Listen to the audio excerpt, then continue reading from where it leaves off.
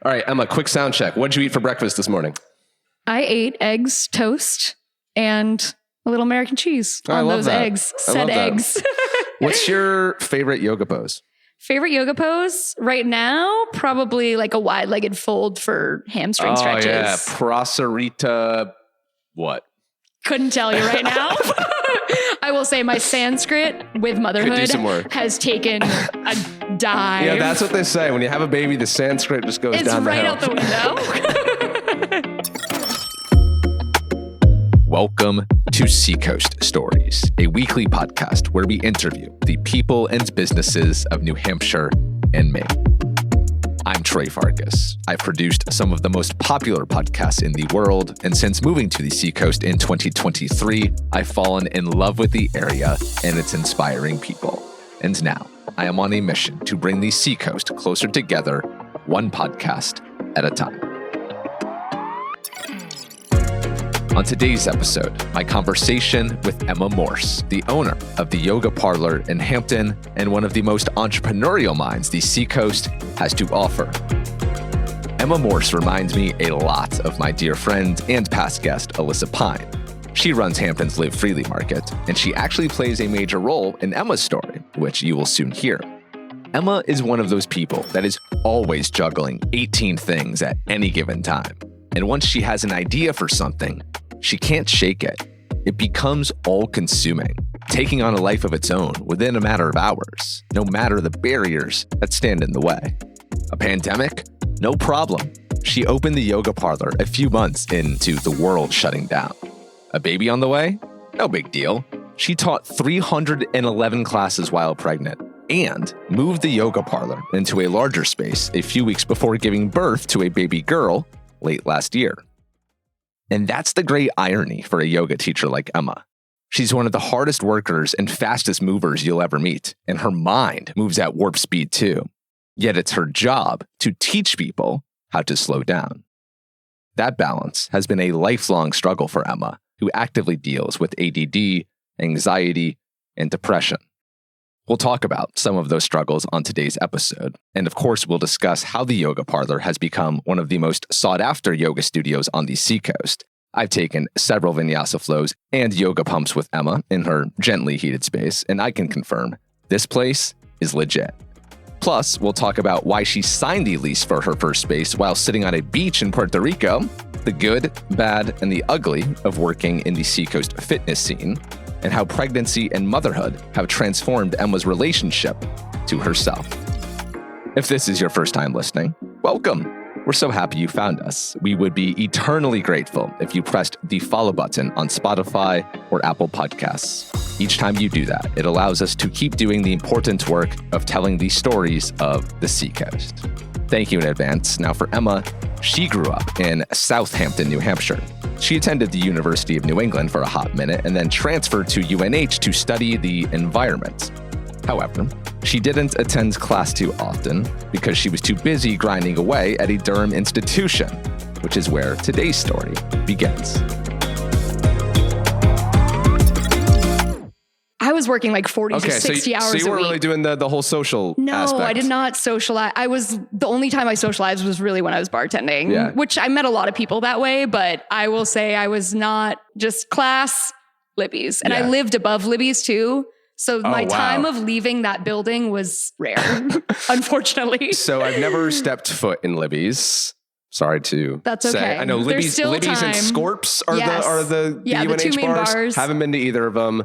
Obviously, your team Libby's, but take me inside the Libby's experience. If I'm going there, what am I walking into? So when I first started working at Libby's, it was 2012. So there was this thing called Beat the Clock. And at 8 o'clock at night, the drinks would go down to $1 drinks. So the bar would fill up at like probably 4. People would drink normally. And then at 7 o'clock, everyone would stop drinking. So you're kind of just twiddling your thumbs as a bartender. And they're all waiting for 8 o'clock to hit because they don't want to spend any more money until that drink is only $1. So 8 o'clock, we ring a bell. And it's just like 3 bartenders at the bar. You work like a typewriter, basically left to right. and you make as many drinks as you can. I think I timed it one night. I put out 300 cups and I made 300 drinks in 44 minutes. Wow. So it's cranking in there, but it's, you always have a clientele. It's a lot of fun. I love bartending there. I mean, I was there for 13 years bartending. Didn't stop until I was 6 months pregnant. Yeah. Forced retirement. I'm sure we will still find you popping up at Libby's from time to time. At some point. Before we get to the next phase of the story, which involves yoga, when did you first take a yoga class and what do you remember feeling when you left that experience? So I first took a yoga class probably in high school with my godmother. I was working at Market Basket at the time. And I think from standing a lot, I had a lot of hip pain, back pain. And I also have always struggled with anxiety. And my godmother was like, I'd really like you to come to this yoga class with me. So I tried it out and basically immediately felt like, wow, this is like really good for my physical body, but also just mentally. I was like, I'm not someone that slows down much. So being kind of forced to slow down for an hour was huge for me. So I went with her every so often. And I feel like as a practicer, you've kind of ebbs and flows. Sometimes you're really consistent with it. Sometimes you're not. It's kind of how it was in college. I started college at UNH and I would pop into Three Bridges, Durham when they had their location there. And, I always just like knew that I felt good when I was doing it. So I try to stick with it as often as possible, but definitely some big pauses in my college time. So when you say you had been dealing with anxiety for a while, what exactly did that look like? So I had ever since I was really young, like a child, I had sensory anxiety with like the way my joints were moving. So I didn't really like my wrists bending, the way my toes would move, would freak me out. I couldn't wear flip-flops until college because I didn't like how my foot laid on a flip-flop. Very bizarre. Very bizarre. But very, very weird. I have some weird quirks, but, so with that, yoga kind of forces you to move your body in ways that you might be a little uncomfortable with, but then you have to breathe into that discomfort. So I found that doing yoga and putting myself in positions that I was like, okay, this is not mentally easy for me to hold, but I'm going to try and breathe into it and feel better. And then I think just life in general, that sensation of being overwhelmed, having yoga to pause and shut out the overwhelming part of life was really helpful to me. And even all these years later of practicing, of becoming a teacher, of owning a yoga business, you're still a pretty anxious person, right? Oh, yeah. Yeah. Yeah, it doesn't go away. Yeah. But I think yoga and just life in general, you find the tools that work for you in order to succeed in life and just push forward. Therapy also, obviously, huge, big fan of therapy. So I think that in conjunction with yoga has given me the tools that I need to live with anxiety, but, excel despite anxiety. I think that's been my biggest learning from becoming a yoga teacher. Mm-hmm. So as yoga teachers, we are seen as all-knowing, as on a pedestal. We've got life figured out. We know exactly what we're doing. If there's one thing I've learned, it's that all of us teachers, we're the most fucked up. Oh, yeah. Yeah. We're the ones that need yoga the most. And you all just happen to be in the room, but it's really for us. It's really for us to deal with our anxiety. You just happen to be watching us deal with it. Yeah. And I think a lot of instructors, when we go through yoga teacher training, we're doing it for ourselves. I went into it being like, oh, I'm never going to teach. Yeah. Here we are. So I think for me, being in the room, I was never anticipating it, but I got so much out of my teacher training that I was like, you just kind of find that next level of knowledge about yourself and your own personal practice. Yeah. So let's talk about that. So during college was when you decided to go to the other side of the country to do a yoga teacher training. Yes. So I was finishing up my 4th year of college, was not graduating at that point because your girl skipped too many classes. And I didn't want to leave UNH without anything. So I ended up graduating with an associate's degree during my 4th year. I had signed up for a yoga teacher training in New Hampshire, but I actually ended up not going through with that because I knew myself and I was like, if I'm here, I'm going to continue working 40 to 60 hours a week. I'm going to have my brain 10,000 different places. So I ended up signing up for teacher training in California, quit my job, went out there, and I feel like it was the best thing that I could have done for myself. Like I got more out of that experience, not just through the teacher training, but just like the confidence to go travel alone for a little bit. Why do you say the training is the best thing you could have done for yourself? I think I just knew that my life needed a reset because I was in such a bad cycle of working constantly, which to some people might be like, that's not a bad habit to be in, but I'll touch on this side of it.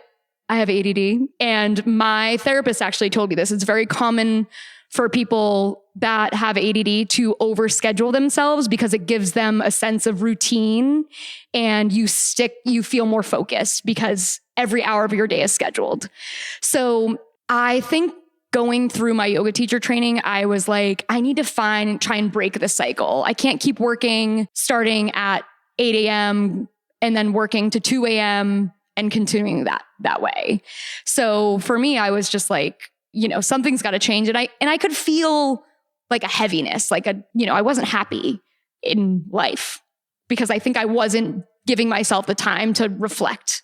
So giving myself that opportunity to reflect and pause the work, school, everything, and just go do my yoga teacher training was important.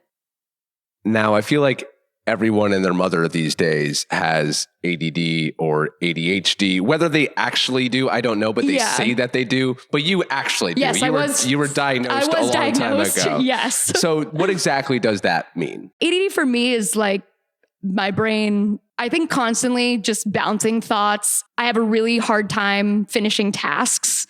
So I wasn't diagnosed until college because I think part of it was going from a small school setting where your teachers know you and they know you care and they know you're putting the effort in. So in middle school and high school, when I do exams, the teachers would always give me extra time. Like I was always flipping back and forth and I'd never finish an exam on time. And then college, you go and you're in this big room of 200 people. And when the time is up for an exam, it's over. The instructor doesn't know you. So they're like, pass in your exams. And I would be like, I only finished like 40% of this paper or this exam. So I remember I was traveling with my sister at an airport and we were going from, the time you go through security, baggage check to the gate. And in that time, I had left my baggage at the luggage check. I had left my wallet in a store and I was just walking with nothing. And my sister was like, you need to go get checked because she's like, you can't live life this way. This is crazy. So I was failing a lot of my college classes because I wasn't doing well on exams. Like, your whole semester is based off of 2 or 3 exams. And when you're not passing any of them, it's like, well, shit, what else can I do? I'm here every day. I'm trying to get the extra help, but nothing was great. And I remember after I got that diagnosis and I did start medication, I met with a professor whose class I was failing. And I showed him my notes before I was diagnosed and after I was diagnosed and taking medication. He was like, if I looked at these sheets of paper, I wouldn't even think the same person was writing it. He's like, your handwriting is neater. You're finishing sentences in your notes. They're complete. They're bulleted. They're organized. Whereas before it was like, I would think I would hear a word, so I'd just write whatever I thought I was hearing. And, the thoughts were so disjointed. So it was like night and day for my schooling wise. And you're still on medication for it? I take my medication rarely. Basically, if I have to do a bookkeeping day, I will take my medication. If you are someone that has ADD and take your medication, you feel very different. Like I feel more like a robot when I take it. And a lot of times people are like, are you okay today? Like you seem different. I'm like, oh, just actually took my medication today. So I'm not all over the place. My bookkeeper definitely loves when I take my medication because everything is on time. But I think for teaching wise, there's a little bit my creativity is way deeper when I'm unmedicated. Yoga's a little more fun.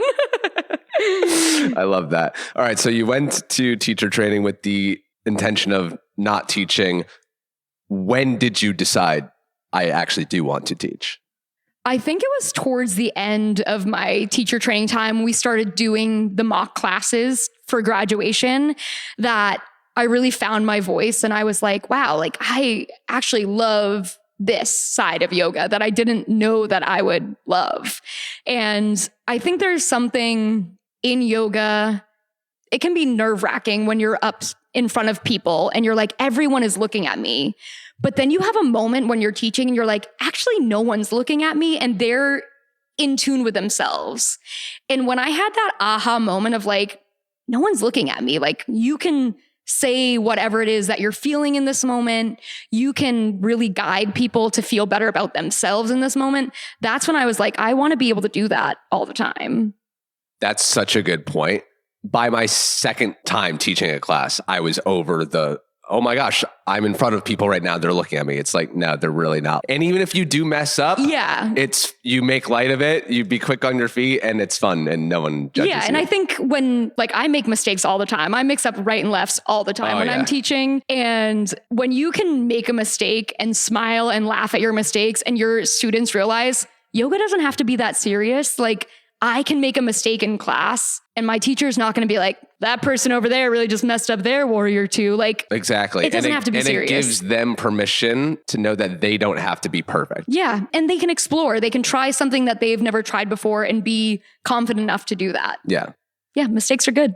We love mistakes. All right. So you eventually graduate from UNH. I did. You do not follow a traditional career path. You had studied the environment at UNH. Environmental conservation and sustainability. Environmental conservation. You didn't end up touching that industry at all. No. You go back to Libby's. I did go back to Libby's. You go back to Libby's. And then you started teaching at some studios locally, right? Yes. Yeah. I was teaching about 18 classes a week. Right when Mission started opening in Portsmouth. I think I found their ad on Craigslist. Wow. And, I had never taught before. So I kind of went into it being like, I don't know if I'm going to be a good fit, but I want to teach. I'm open to teaching as many classes as you'll give me.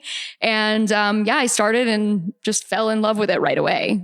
Now, for those who don't know, Mission was in the west end of Portsmouth. It is now Studio One, where I go. Shout out Studio One. Studio One acquired Mission at the beginning of 2024. 25. What year is it now? It's 26. 26 right now. At the beginning of 25.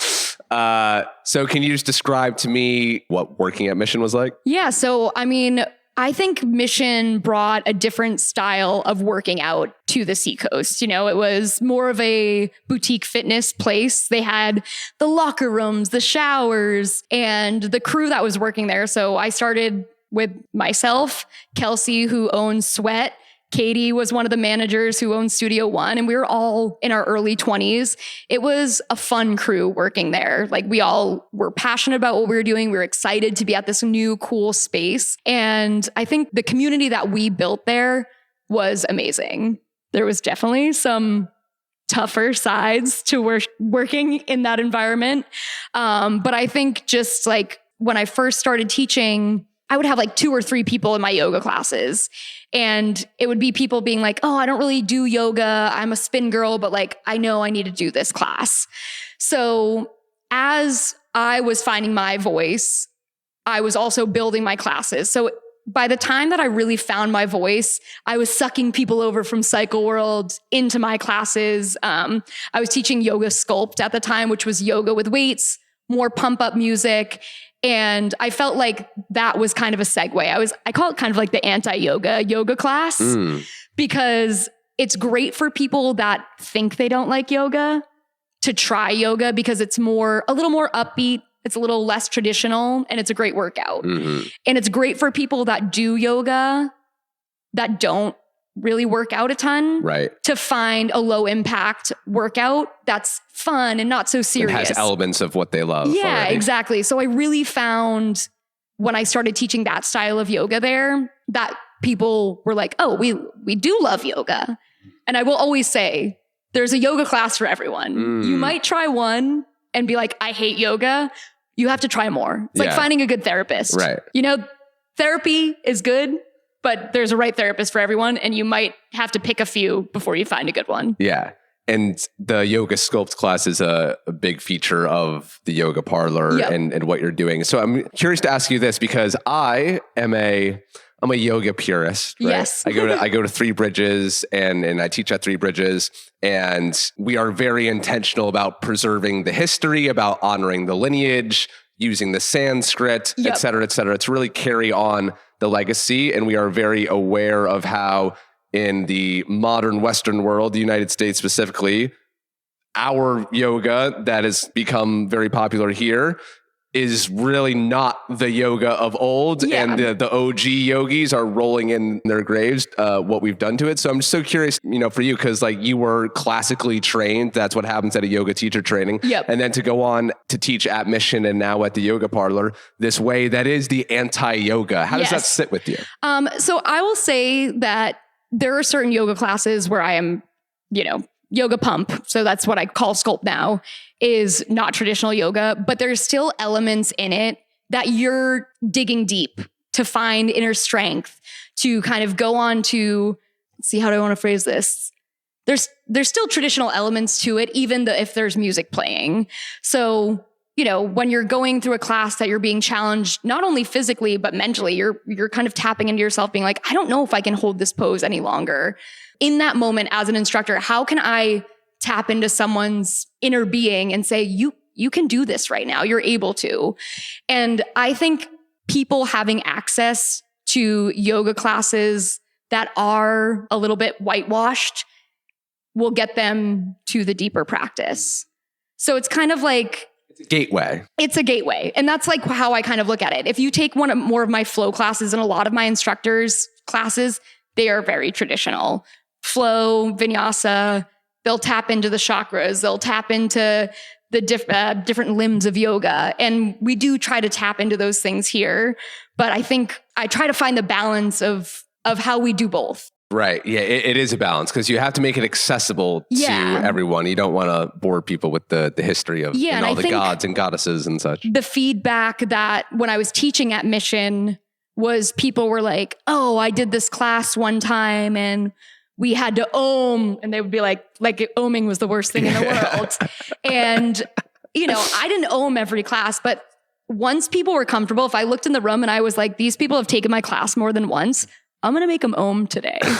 And it's one of those things, like once you're doing it, you're like, this doesn't have to feel so woo woo or like so crazy. But it's, the energy is there. And I think for me, I want to kind of suck people in one way and then hit them in a different way that they might not have expected to be in. Is it fair to say that in your ideal world, everyone who comes to now the Yoga Parlor would be taking your traditional flows? Yeah. But you are smart enough to know that that's not, you need to probably get them in with a yoga pump first. Yeah. And I mean, we do have a lot of people that come here that don't take pump. Yeah. But yeah, I mean, I think, and I always tell people this, pump is great to build strength and to learn about basic postures. So it's basically the same warrior 2, crescent lunge or high crescent, reverse warrior, and then you're going through a chaturanga. So that basis, I'm like, once you build on that and feel strong in that, try a flow class out because you're going to be challenged in a different way. You're going to see some similarities in the way that we flow, but you're also going to challenge yourself probably more physically when we're doing slower holds, when you're kind of forced to sit with yourself in a pose. Yeah. And I feel because we're pretty similar, the mind is always going entrepreneurial, like both have an idea for something and then we execute it the next day. Yes. And we'll get to some of that later. But I think the advice that was given to me by the great Sarah Olson, she sat me down one day, looks me in the eye, says, Troy, you have so much fire in you. You do not need something like a yoga sculpt class. Yeah. You do not need a heated yoga class. 100%. You need a restorative class. You need to learn just how to chill the fuck out and be still. Yeah. And so I'm wondering, like, do you, when you're practicing your own yoga, do you think doing like a yoga pump is I never take the yoga opposite? Pump. If I'm going to take a class, it will not be a yoga pump class. I think before I was teaching, I loved yoga pump and yoga sculpt to get my energy out. And so kind of like, I would do it at the end of the night and like wind down that way. now my practicing personally, like I need the restorative class. Yeah. I need to slow down. I love that. I need to chill. Yeah. And how's that going? It's not. But I will say I did take my first yoga class last week since giving birth 7 months ago. It was a chill class and it was just what I needed. Yeah. I love that. We love knowing ourselves and what we need. We know what we need sometimes. Sometimes we listen. Yeah. So you were teaching at Mission way back when. And I remember you telling me that you were also working at the bar as well. So there's times where you're working till 2, 3 a.m. and then getting back to Mission at 6 a.m., right? Yeah. Yeah. So I would work at the bar. I was still probably working like 40 hours a week at Libby's. I was working most nights there. I would finish up at the bar, probably get home around 2 o'clock. I would call it my nap. I would go to sleep probably by 3 a.m. And then at Mission, I was teaching 5:45 a.m. classes every day of the week. So I would get up. I had my morning method down to a science. I would get up at 5 and I would be out of the house probably by like 5:15 at the latest. And you're living where? I was living in South Hampton. Okay. So yeah, I would nap for 3 hours at night. I would work. I would teach 2 to 3 classes at Mission from 5:45 to 10ish. I would go home. I was also working at a preschool in the afternoons. I'm hoping you were going to say that I slept for 10 hours. No, I would sometimes nap for another like 2 hours before I'd go to the preschool. But I'd usually go home, make breakfast, maybe lay down. Then I would go to the preschool and work. And then I would go back to bartending when I would be done at the preschool. Yeah. Wow. What were you doing at the preschool? I was like a teacher's assistant. So I was kind of just there hanging out, playing. I was actually doing some yoga with the kids, which was really cute. But yeah, I only lasted a year there because Miss Emma was a pushover and those kids got away with too much. Wow. I'm exhausted just listening to you talk about this schedule. Yeah. How did you do that? I loved it. Really? I think, like I said, having every hour of the day scheduled kept me straight. Like it just kept me going. But what about the sleep? You were not really sleeping. Need sleep. No, I don't. I've never been a big sleeper.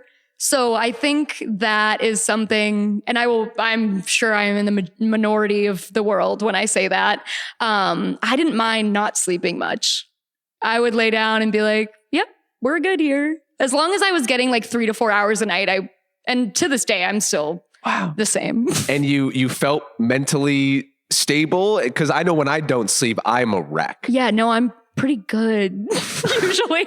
Very, very mentally healthy person. Can't confirm. Yeah, fortunately, I would be fine. I think there were definitely times where I would feel run down, but the only time I would realize it was when I would take a break, which like days off wouldn't happen often.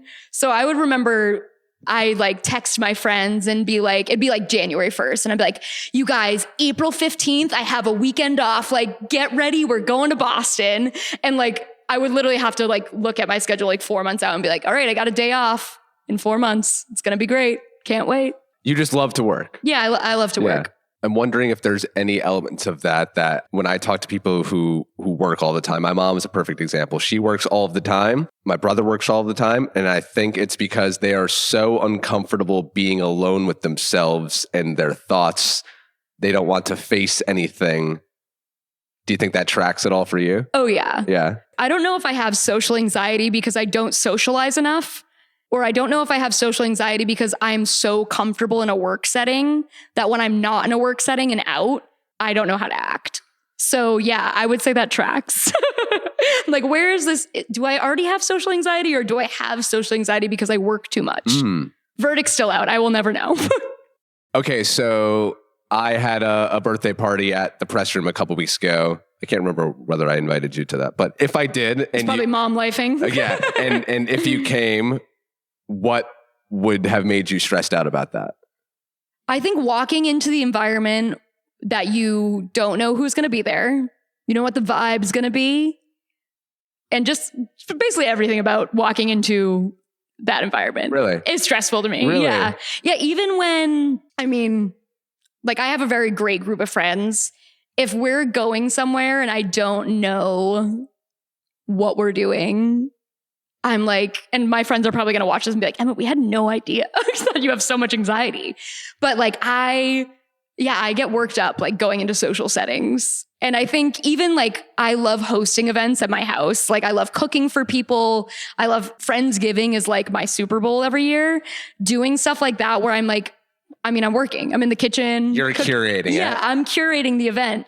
Like that is perfect for me. But like going to other things where I'm like not helping, where I'm not doing something, I'm like, oh no, what's my purpose here? So I think that's, totally a downfall of my personality. Wow. And does that translate at all into, I mean, I know it's business, but you're constantly meeting new people. You don't know who's going to walk in the door at the yoga parlor. But I think because this is like my zone, like this is my work setting, that it's very comfortable for me. Like I love when we have new people come in here and I can be like, let me show you my world and what I love. And I hope that you love it too. Yeah. I'm shocked to hear you have social anxiety because every time I interact with you, you're such a fun, loving, bubbly person. Yeah. No, I definitely am super bubbly. I would say I'm an extroverted introvert. Okay. So externally, I can talk to anyone, but even like I've been trying to hype myself up to join the Chamber of Commerce in Hampton since I opened the yoga studio. And Alyssa Pine will always be like, you need to come to this event. And I think I've gone to like 2 events. Getting myself to go to an event and networking with new people is so challenging for me. Wow. Yeah. I'll have to come to an event with you. I could be your wingman. You just need a buddy. We'll go in. Yeah, I need a buddy system is important. Yeah. I love those settings. And I didn't used to, but I love it now. I love shamelessly going out to people and being like, hi, I'm Troy. Nice to meet you. What's your story? I love just asking a stranger, what's your story? That's my whole shtick. Your whole vibe is that. No, and I think I could learn to love it, but I'm still learning to love it.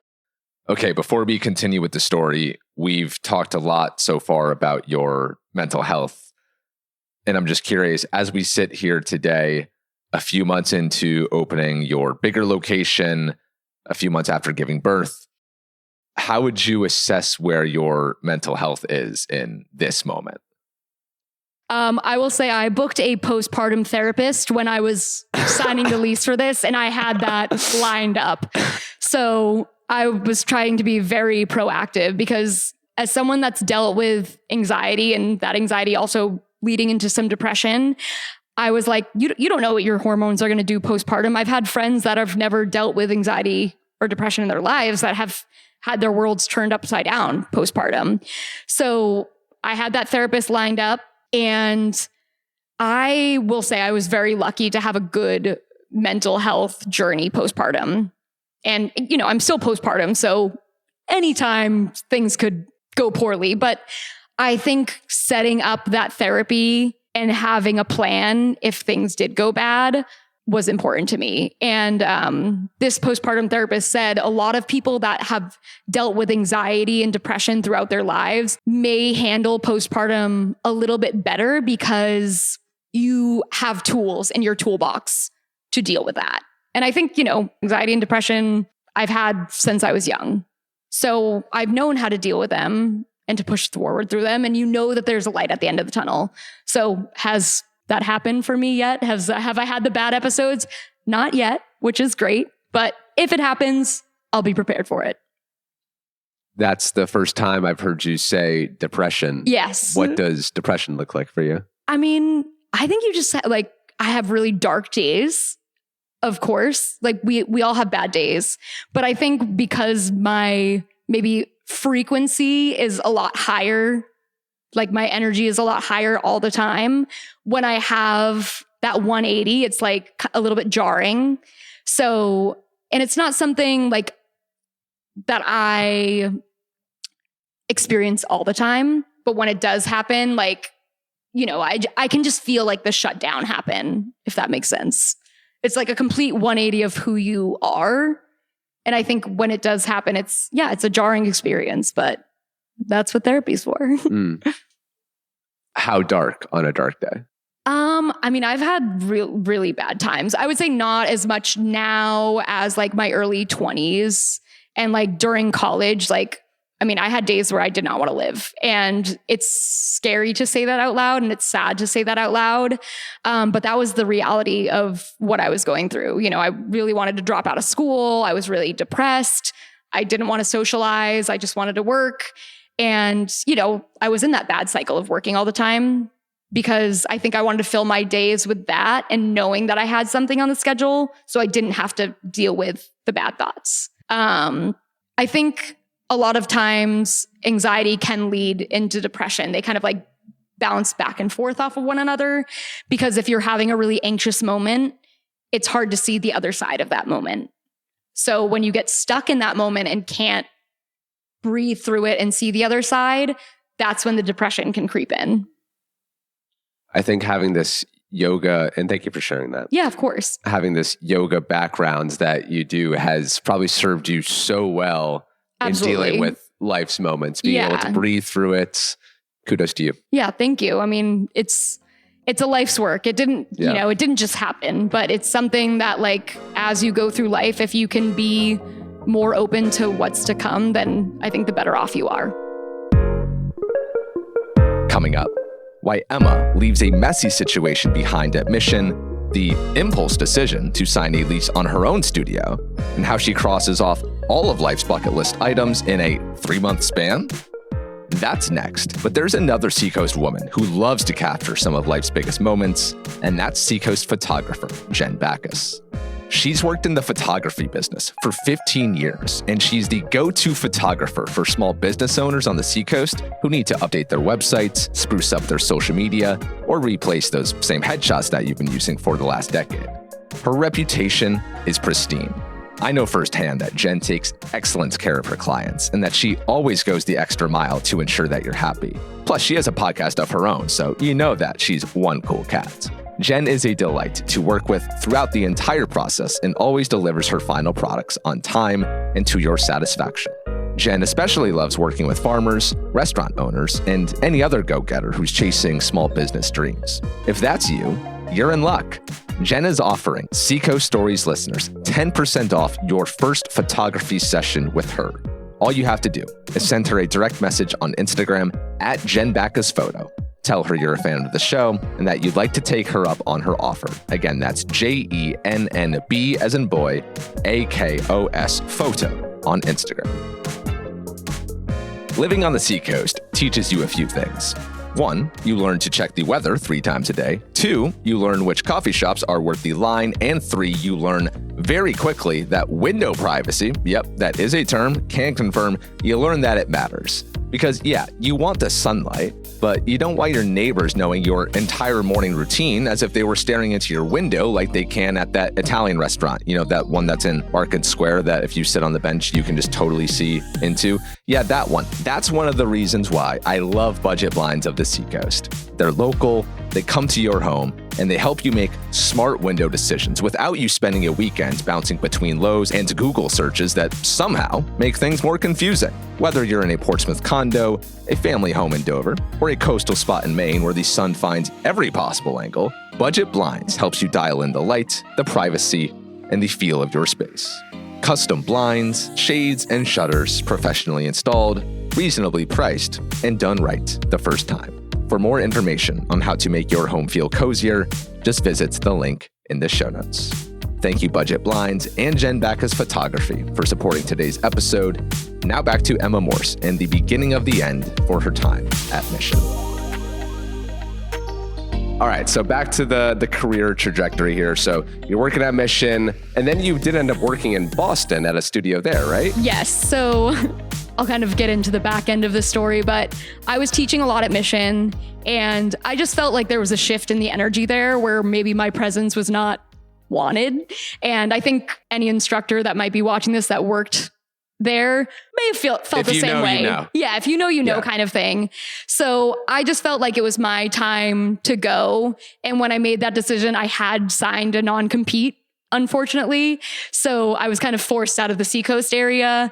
And even though I don't think that non-compete would have held up anywhere in life, I just didn't want the trouble. So I ended up going to Boston. I worked at Equinox in Chestnut Hill, and I loved it there. I mean, I only worked once a week, which was tough because I was so used to teaching every single day.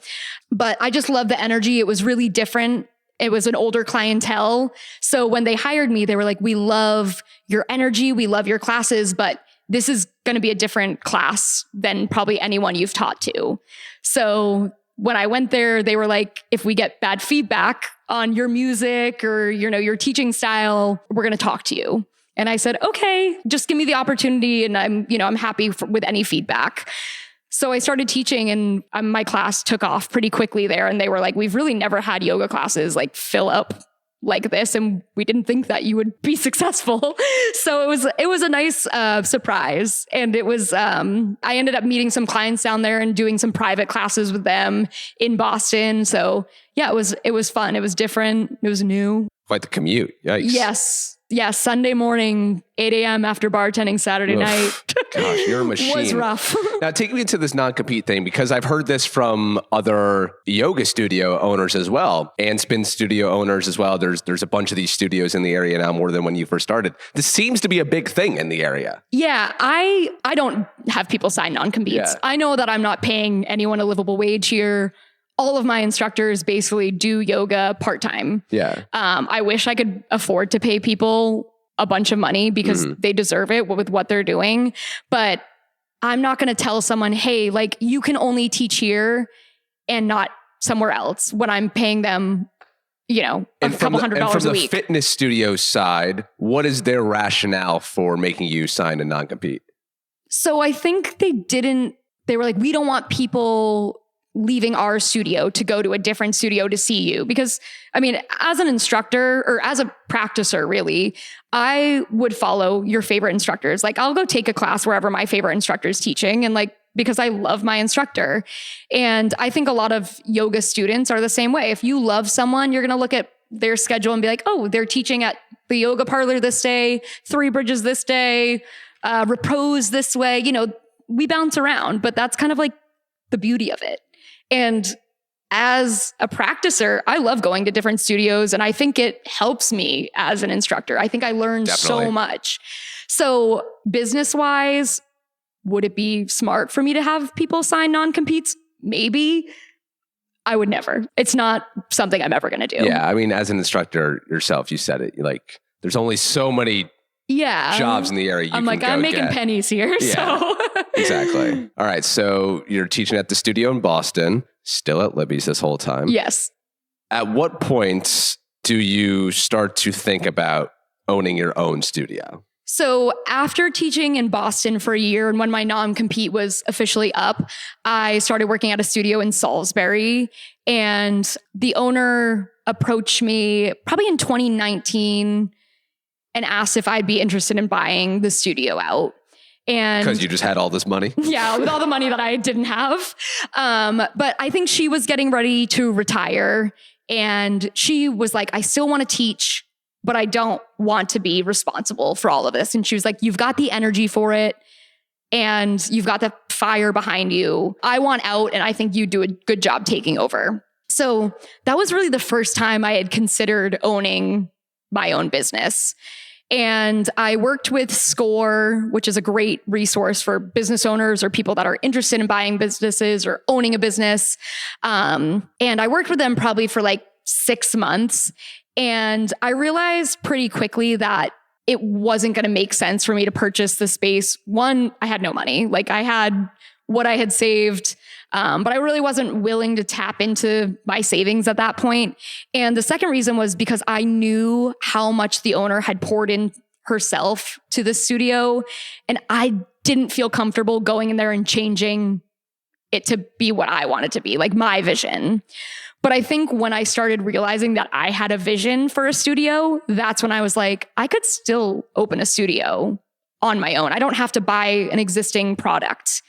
So in 2020 is when I started thinking, well, end of 2019 into 2020 is when I was like, yeah, I think I'm going to do this.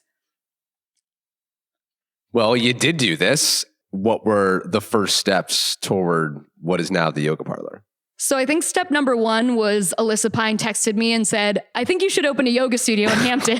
That is exactly the kind of text I would expect to receive from Alyssa, who owns the Live Freely Market in Hampton.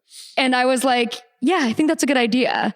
One, Hampton, I'm super familiar with. I have great memories in Hampton. 2, there wasn't a lot going on in downtown Hampton. 3, municipal lot, free parking, which I think was one of my major things that I was looking for. Like I wanted people to just roll up and not be like, couldn't find a metered spot. I couldn't find this, like easy access. So I was in Puerto Rico with my now husband at the time. And Alyssa sent me a space and was like, this space is opening up. So I looked at it, put in my application, didn't end up getting that first place, but it was actually the barber shop a couple doors up. And when I looked at it, there was the barber pole outside. And I was like, oh, I could keep this and that could be part of my branding. So that's where I came up with the yoga parlor, like a beauty parlor. So I didn't end up getting that space. And then I was also again in Puerto Rico when I found out I wasn't getting it. And I cried. I was so upset. But the landlord who owned that called me and he said, there's another spot 2 doors up from here that the woman is retiring her store and I'm friends with the landlord. I'm going to refer you to this spot. I think it'll work better for you. And I said, please do. So sight unseen, I signed a lease. I had Alyssa, when I was still in Puerto Rico, go take some videos, photos for me. And I said, yeah, I'm in. And that was January of 2020. I signed my lease February 1st of 2020. And then COVID hit in March. So it was a great time. Wow. When everything started shutting down because of the virus, what came to your mind? Oh, I cried more than I've ever cried. So my now husband and I were first moving in together in March. And that was a new bill, new expense for me. I had totally emptied my savings to do the build out at the yoga studio. This is kind of like lucky, unlucky. Luckily, I didn't take out a big loan. I did everything self-funded through my Libby's money. But at that point, I lost my job at Libby's because the college students weren't coming back after spring break. So I had the least amount of money I've ever had. I had no job and I couldn't have people in the yoga studio. But with kind of the downfall becomes creativity. How can I make this work and come out on the other side and be okay? So what I ended up doing was virtual classes. I didn't have any stores in the yoga studio or any floors in the yoga studio, but I had Sam Malpass do my mural right away. So I had one wall painted. I set up plywood on the floor and I would stream my classes that way. I ended up selling a founder's membership. So I sold 40 memberships at $50 a month, unlimited yoga, and you were guaranteed that price for the duration of the yoga parlor, but you had to commit to it for 6 months. So I was like, this will ensure that my rent is paid. It will ensure that my instructors are paid. And when I can go back to bartending, I'll make things work. So that I sold out of all 40 memberships before I was able to open. Really? Yes. Wow. What did that mean to you? People love a deal. Wow. So yeah, I sold out and I remember like, you know, it's a huge risk to take, but I was like, as long as I know that my rent and my instructors are paid, like that's really all that matters. And, you know, I can live off of nothing. I can do that. But once those sold out, like I remember just feeling like, oh my God, like this is working. And I think when I sold the last membership, we were finally taking classes in studio at that point. I could only have 4 people per class.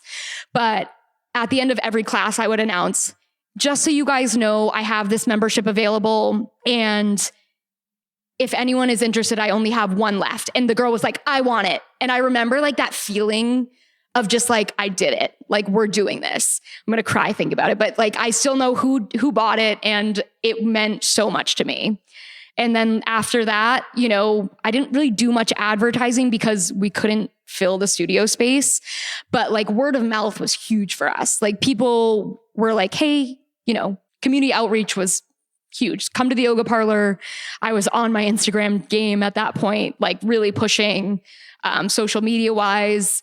And yeah, I mean, it worked out. Yeah. I mean, this is shocking because you started as a virtual studio. Yeah. And I would understand like, hey, you're going to the studio for a while. You love the space. And so COVID happens, I'll do that one virtual. But to go to an unknown studio and to do it virtually, and the fact that you got that many people to buy that starting membership is actually pretty astounding to me. Yeah, it was huge. And I will say I was really lucky because, I hadn't taught in Portsmouth in a few years when I was selling these. And like I had old students from Portsmouth, from Salisbury, find me. And they were like, oh my gosh, I've missed your class and I'm really excited for you in your new space.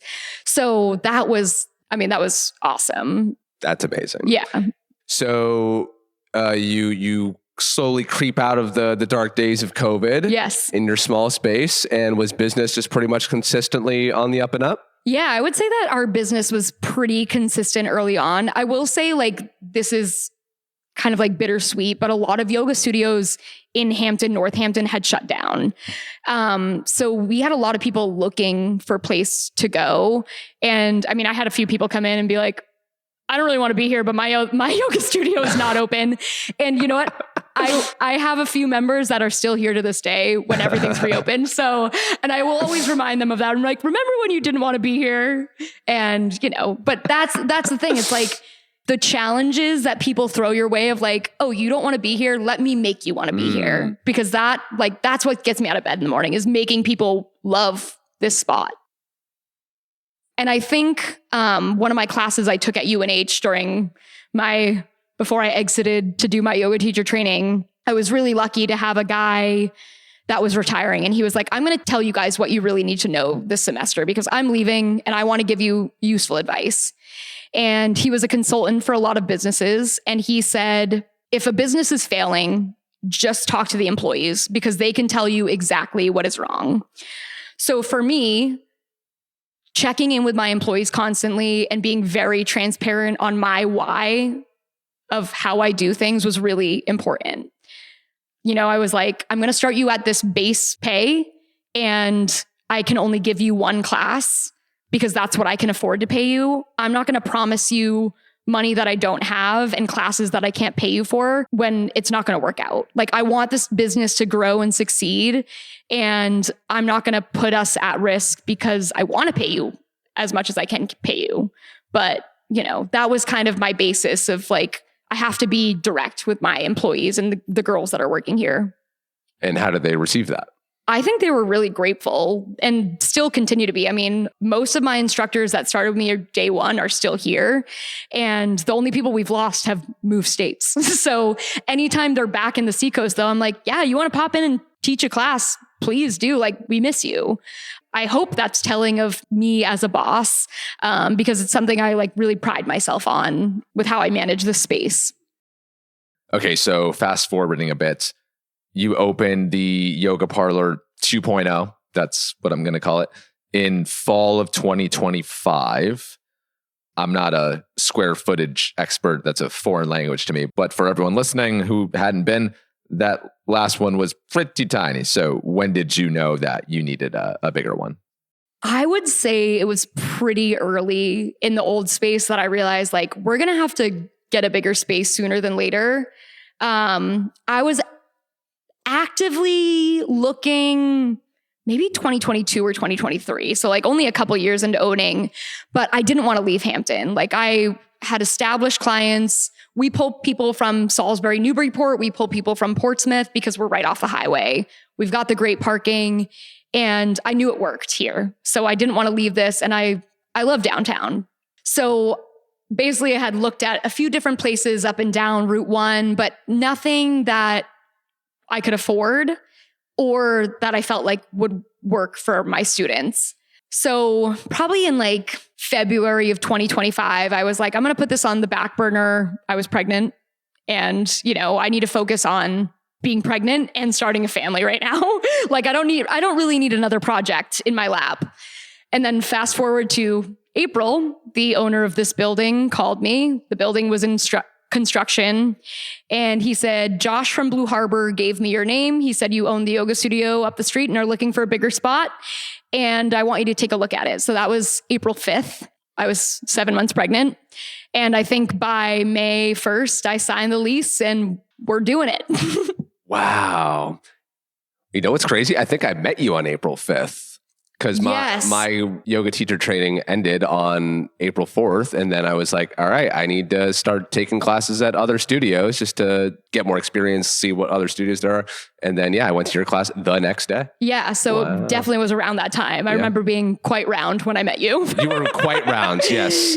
Yes. The first couple of times I'd seen you, you were very round. So it's nice to see you in your unround phase. Yes. It's great to not be round anymore. I was, the breathing in yoga gets harder with a baby inside of your body. The things that you could do being that pregnant was insane. Yeah, like I didn't stop during my pregnancy. I taught 311 classes while I was pregnant. God, and Emma, that's crazy. Yeah, it was like my baby already has her 300 hours. That's more hours than I have.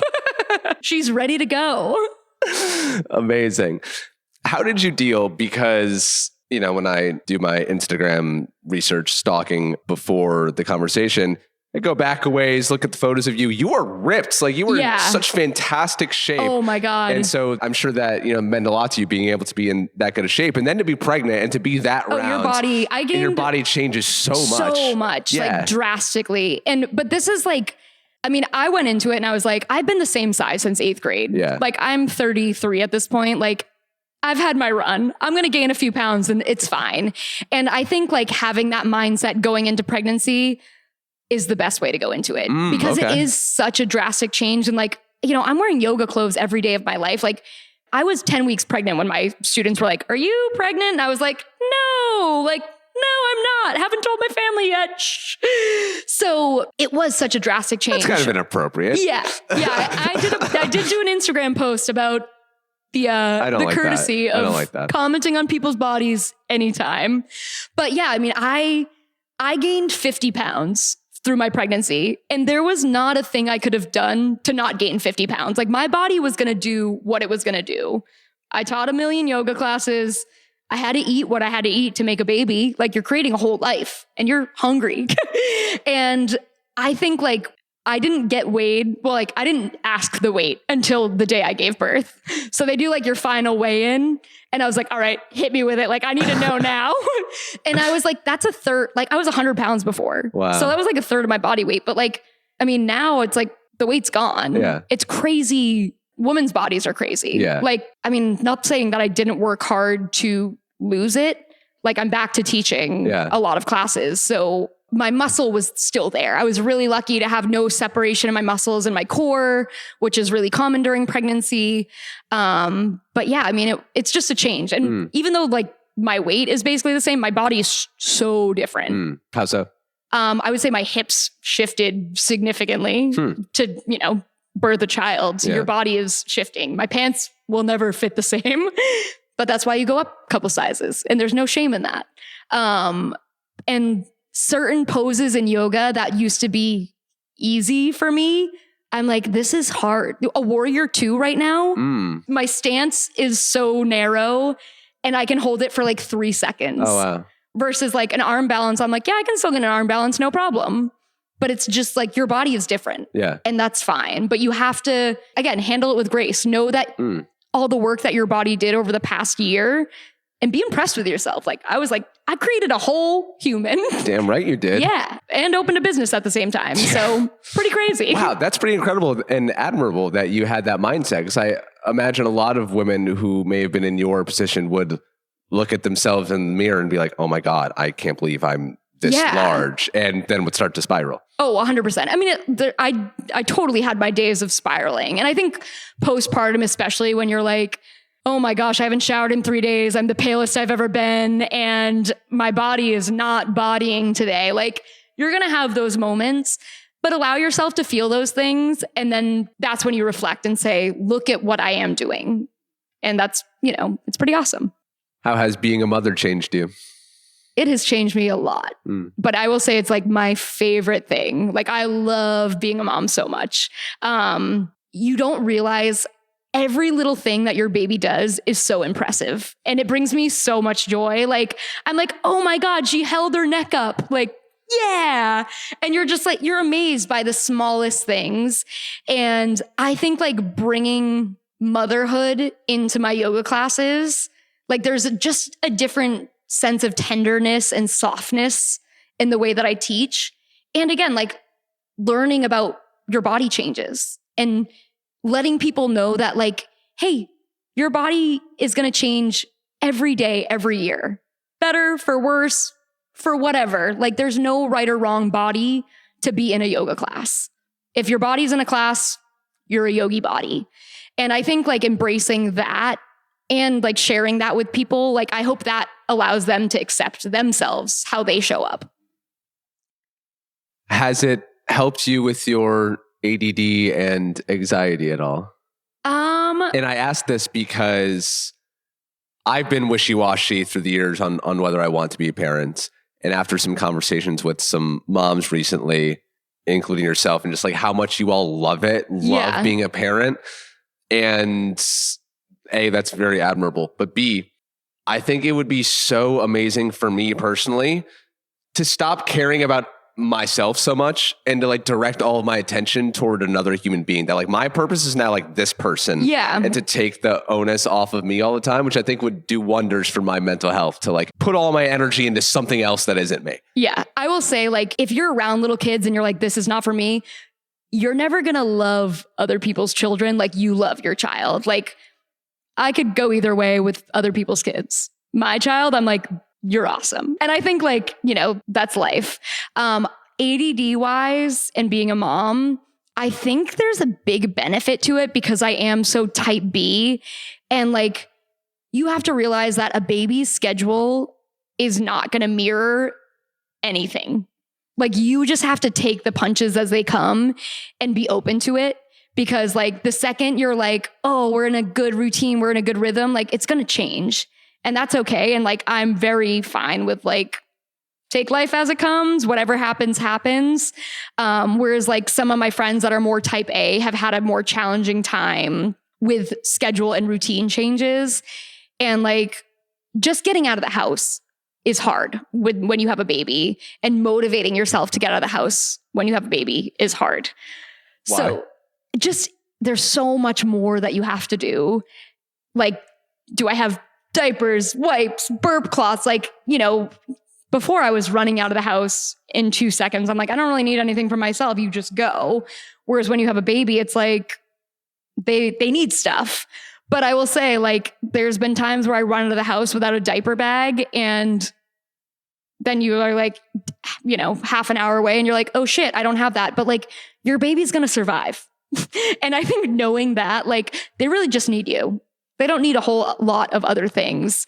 And I will say, I say that as someone that was able to breastfeed. So like, if I forgot a bottle, like, wasn't the end of the world, but like, I had that luxury. But like the type B side, I think I was a little nervous for, but it makes you realize that like your child really only needs like you and love. So I don't know. We don't need all the fancy, like, influenced on TikTok. Make sure you order this now. Like, you need such minimal things to make it work. Shout out to baby Monroe. Yes. Adorable. Shout out. Love you. Aw, love you. All right. So you're very pregnant. You signed the lease for the bigger spot. I can't believe you did that. That's such a reckless deciation while don't pregnant. recommend. No, But I'm just kidding. if there's anyone that's going to do that, it's you. Yeah. Yeah, it was a huge decision because one, financially, like, I knew going into this space, like, I was going to have to take out money. And like, that's something that I didn't at the other space. Like, I started with no debt, and having debt when you have a child. And I also didn't mention this, but my husband and I were building a house at this time too. Of course you were. Because why not? And we were living with my dad for the last 2 years in order to build this house. So not only were we, you know, we had a loan for the house build, but I'm 8 months pregnant. There was a lot of work that had to be done here. I was getting ready to leave the yoga studio and my students and my instructors for the first time since I opened, really. Like, I've taken time off, but I haven't taken 6 weeks off, which is what I had to take to heal and recover. So there were so many factors going into it. And I think I was scrolling through, it was a photo that I had saved in January of 2020 that said, take the risk or lose the chance. And that replayed over and over and over again in my head. And I was like, when is another spot 100 steps away from our current studio brand new builds. I can build it however I need to build it, going to come about again. And I knew that if I didn't sign this lease, that I would have regretted it for eternity, probably. I'd be 85 years old being like, remember when I didn't sign that lease? Like, you know, I had to do it. And I think when I showed my husband the space too, because now I have like a family to consider, he was like, yeah, you have to do that. Like, because before we were looking at places that were like filled with mold and like had so much work to be done. And this was going to be like brand new and how I wanted it. So yeah, I think it wasn't a question. I knew I had to do it. Wow. What a couple months. It was wild. And I mean, we closed the old space down for 2 days. I posted on MindBody, like, sign up to help us move. And it took 7 women from the studio 11 minutes to move everything from the old space to this space. Like, I literally walked there, unlocked that door, walked here, unlocked this door, and everything was already over here. Wow. Before I could even be like, we don't need that. But it was done. And I was like, in my head, I'm like, can you guys also come to my house and help us move? Because that was unreal. But I mean, the community support that I had was huge. Yeah. Yeah. What do you attribute that community support to? I mean, I think my members probably know that I don't love asking for help. And they forced me to ask for help. They were like, you let us know what we can do. And they said that so many times that I was like, you know, I realized I'm like, I can't open the studio like I did the first time. Like, I have a baby that is 2 months old and like, I can't move around as quickly as I did before.